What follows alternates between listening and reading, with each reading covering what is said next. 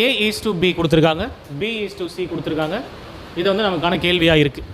அப்போ இது எப்படி எடுத்துக்கலாம்னா, ஃபஸ்ட்டு பேசிக் நான் சொல்லி கொடுத்துட்றேன், அதுக்கப்புறம் டைரெக்டாக எப்படி போடுறது அப்படின்னு பார்த்துக்கலாம். ஆப்ஷன் வச்சு எப்படி சார் மூவ் பண்ணலாம் அப்படின்றத சொல்லித்தரேன். அதாவது நல்லா கவனிச்சுக்கோங்க.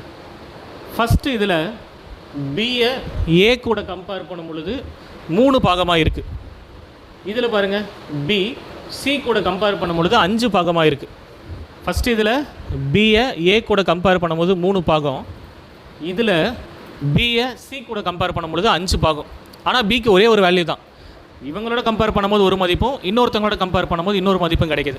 அதான் நான் என்ன பண்ணுறேன் அப்படின்னா ஈக்குவல் பண்ணுறேன். அதுதான் A is to B is to C கொஸ்டினாக கேட்குறாங்க. இப்போ அங்கே கொடுத்துருக்க வேல்யூவை அப்படியே எழுதிக்கிங்க. A is to Bக்கு நேராக 2 is to 3 எழுதிக்கிங்க. அடுத்து B is to Cக்கு நேராக 5 is to 7 எழுதிக்கிறேன். That's all. இப்போ என்ன பண்ணலான்னா, இந்த இடத்துல ஒரு ஸ்பேஸ் வந்து எம்டியாக இருக்குது, இந்த இடத்துல ஒரு ஸ்பேஸ் வந்து நமக்கு எம்டியாக இருக்குது.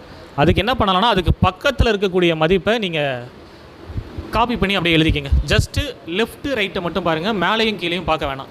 அப்படி பார்த்தா இந்த ஸ்பேஸ் எம்டியாக இருக்குன்னா அதுக்கு பக்கத்தில் இருக்க மதிப்பு 3 எடுத்து எழுதிக்கிறேன். இந்த ஸ்பேஸ் எம்டியாக இருக்குது, அதுக்கு 5 பக்கமாக இருக்குது, அதை எடுத்து எழுதிக்கிறேன். That's all.